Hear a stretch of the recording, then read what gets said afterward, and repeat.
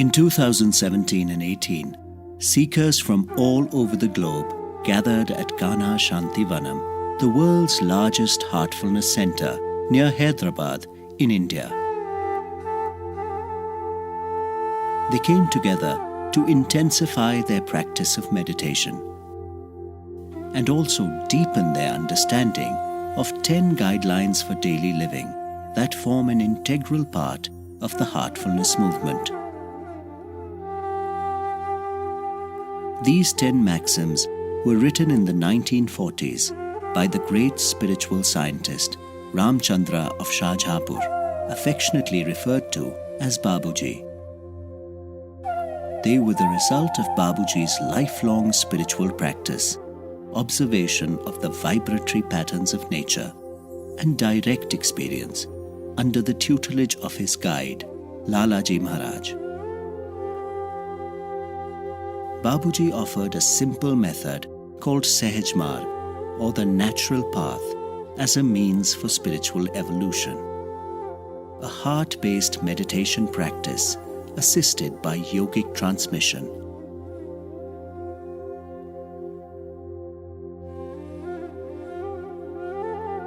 The sessions at Kanha Shantivanam were conducted by Kamlesh D. Patel, or Daaji, global guide of the Heartfulness movement.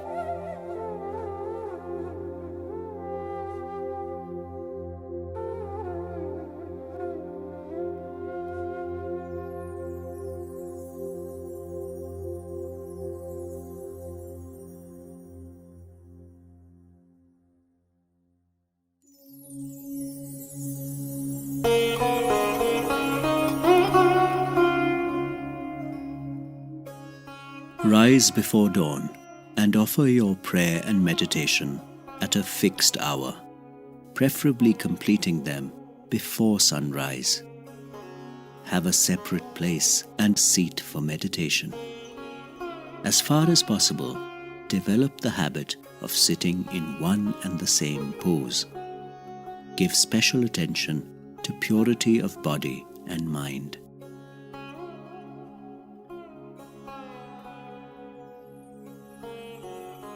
Although we exist at a certain period in time, a great body of knowledge has come down to us through the ages.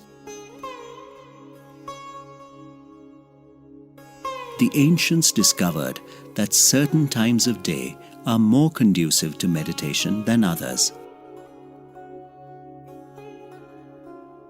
These times have been called sandhyas or conjunctions because they are the times when one part of the day meets the other.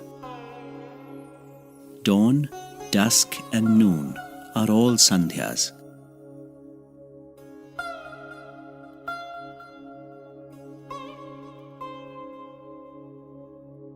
During the day, most of us are engaged in some sort of activity, mental or physical. The sun heats up the atmosphere, and this heat is only slowly dissipated at night. Before dawn, the atmosphere is at its coolest. Our body and mind have been rested and are rejuvenated and refreshed. Our daily activity has not yet commenced, so our mind is not drawn towards the coming day. The time before sunrise is therefore especially well suited for meditation.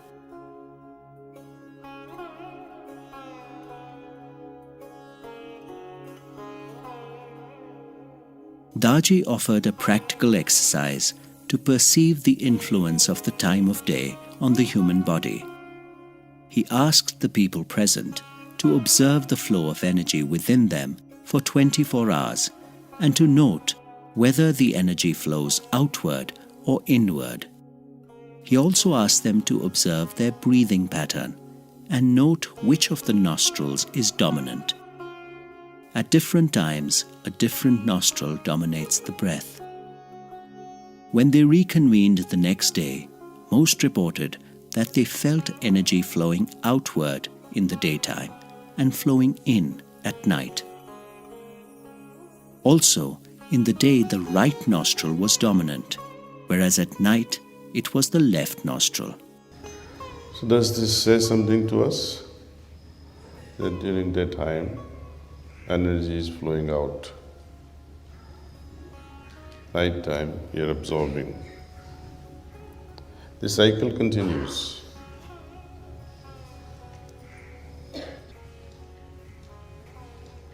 There is a deep science behind all these things. Science today recognizes this as circadian rhythm. They measure various neurotransmitters, hormones, and various other parameters from morning and measure the whole entire 24 hours and see what happens. Cortisol level in the morning versus cortisol level at night. It will differ. Energy also. I don't think they have started measuring energy inflow and outflow. We can perceive them. So meditators can easily perceive inflow and outflow of energy. Our genetic system is predisposed now to the solar movement. It adjusts itself. For millions of years, it has come to this habit of orienting the entire physiological system functioning around the solar cycle and the lunar cycle as well. And who knows, many other planetary influences which is so subtle we are unable to measure. But at least these two influences we can measure easily. Surya Nadi they called. The Nadi means the energy channel and Surya means the sun. Energy channel that is provoked by the sun. During daytime they call it Surya Nadi. And the one, in its absence, what happens is the other Nadi, any other energy channel, and automatically they give the name Chandra Nadi, means the lunar energy channel. During daytime, right nostril and left nostril, based on the energy requirements, keep switching. But most of the time during day, it will be the right nostril that will be predominating, and at night time, the left one. Study of the human nervous system reveals that in the day, the sympathetic system is active, which prepares the body for intense physical activity or a fight or flight response. It is also the time when the right nostril or Surya Nadi breathing is dominant. At night time, the parasympathetic system takes over, which relaxes the body and slows down physical activity. At this time, the left nostril or Chandranadi breathing is dominant. So when you want to, let us see, immediately shift away from fight or flight response, anxiety response, if you can breathe through your left nostril, which is Chandranadi, this response can be to a large extent circumvented. Like close your right and breathe with the left 10 times or so. So the anxiety will somehow, to a large extent, will be reduced. Now what happens? How Babuji, through his intuitive ability, was able to compare this with the original creation with the morning. And through his observation, he found that just before the morning, all night, where you have been absorbing energy. Now, before sunrise, if you can meditate, energy is flowing in all the time. Before the sunrise. And when transmission is also joining the flow of your natural rhythm, it becomes a natural cycle. Automatically, one tends to go deeper in meditation. instantly, because your natural tendency to absorb before sunrise, and now aided by transmission, it is going with the flow. He gives an example of swimming against and swimming with the currents of the river. You see, it's difficult to flow against the currents of the river. So might as well take the advantage of time when the nature's energy is flowing inward. Your circadian rhythm allows you to absorb, and the inflow of transmission. All these things come together and support us during meditation if completed before. You got it now. Okay, before the sunrise.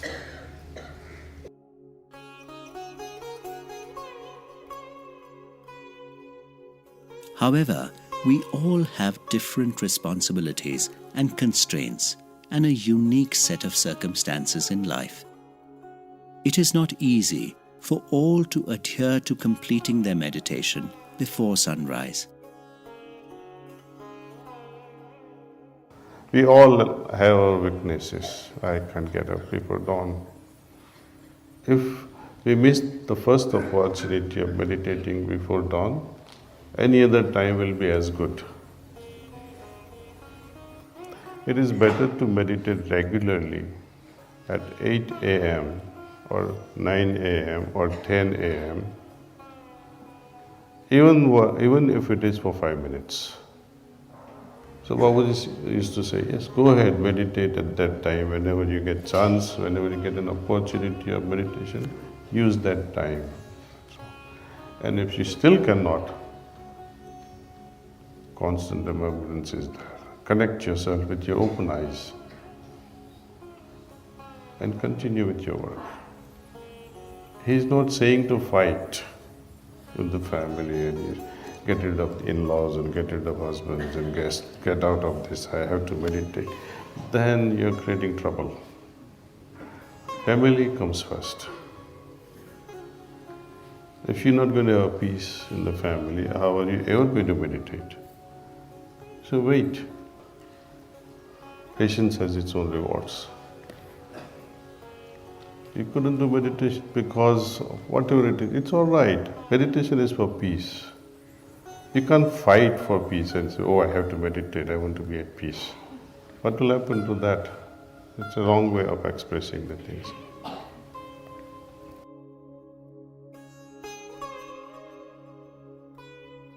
Babuji also recommends setting aside a particular place for our meditation if possible.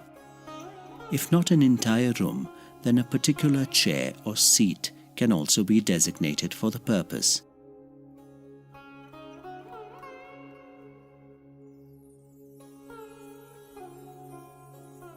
I grew up in a village.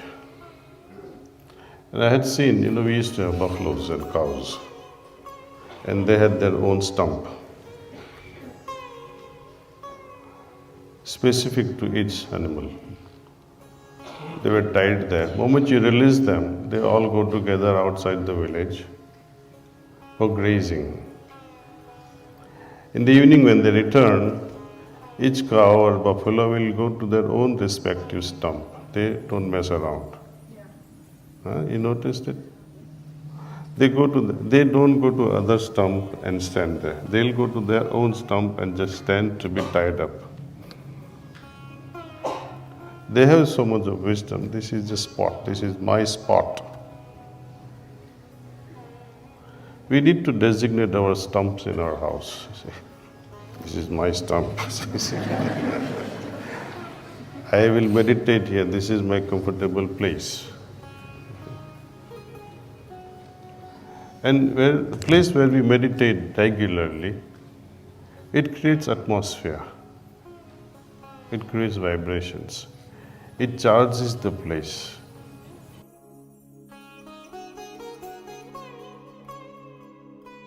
During meditation, we strive for a state of complete balance or samadhi. To reach this state, we are constantly striving to go deeper into ourselves. We can get our bodies to assist in this endeavor by maintaining a suitable posture. He gives an example that when the universe was created, there was a bang and everything gushed forth from that outward, right? Now, when the time will come, when things has to return back to the source, we call in Christianity as doomsday, right? Or in Sanskrit they call it Mahapralaya, where everything dissolves. So creation is outward expansion. And when it has to return back to the source, it is contraction. Contraction produces a lot of peace and calmness. When things are happening, moving towards home, you feel at peace. When we contract all our limbs like this, it also creates, in his words, he calls it individual pralaya at a physical level. Then it collapses at a mental level, then at a spirit level, and then you are in samadhi. So, with this contracted position, we are able to meditate better.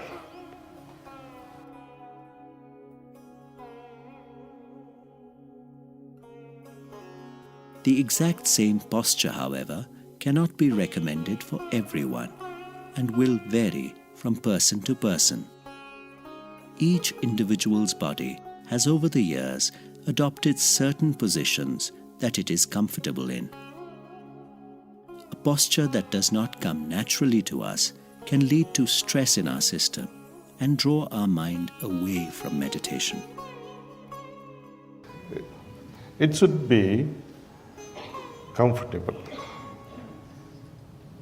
Again, sage Patanjali calls it very briefly and very nicely, Sukham Sthiram Asanam.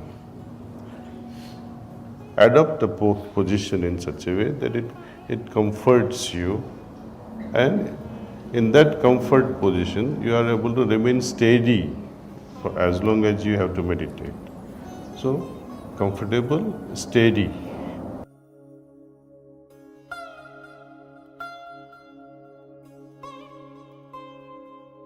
The Maxim also talks about giving special attention to purity of mind and body. This is a reference to the attitude we need to maintain towards our meditation practice. Daaji gave the example of how attentive one is when a special guest is expected at home. We go out of our way to ensure that everything is in place.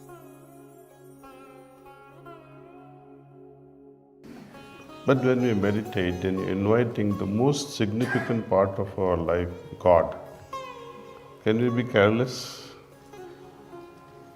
We can't be. When we receive this transmission, which is divine gift, we can't be careless about it. Everything should be spick and span. Mind, heart, soul, everything, see. Everything should be dropped. Forget even who you are.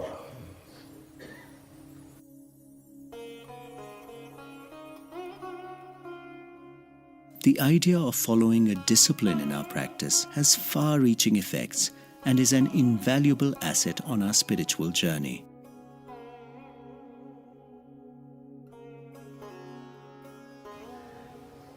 Someone was talking to me yesterday about the power of subconscious.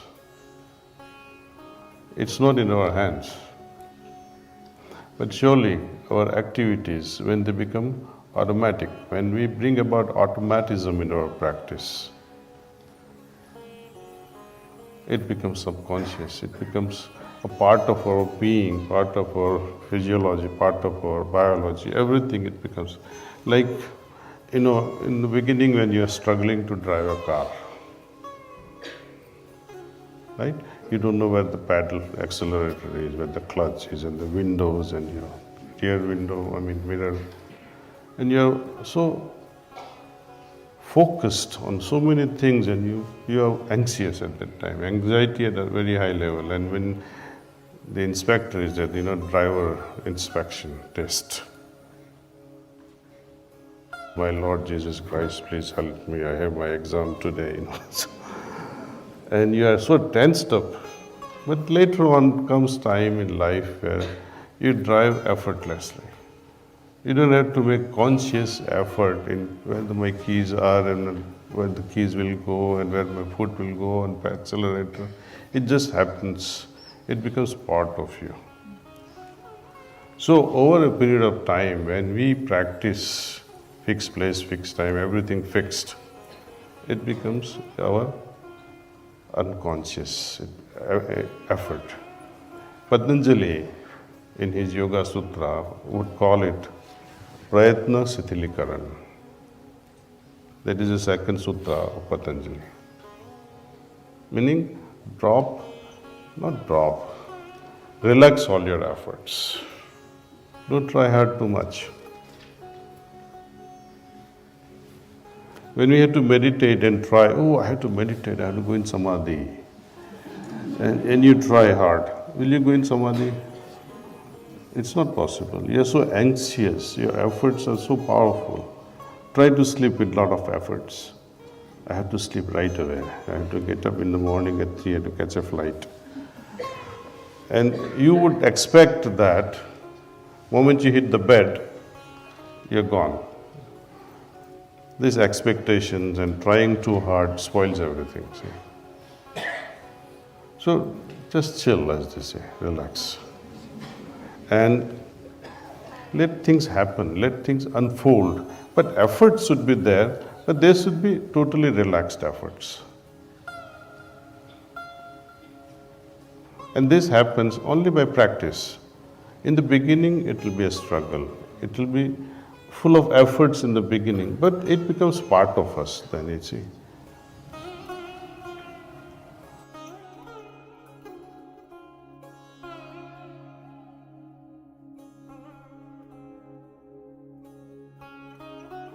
You are invited to meditate on the Maxim to reach a personal understanding of it. Internalize the words so that hidden facets and nuances of meaning may unfold within. Practice it so that its efficacy can be genuinely witnessed.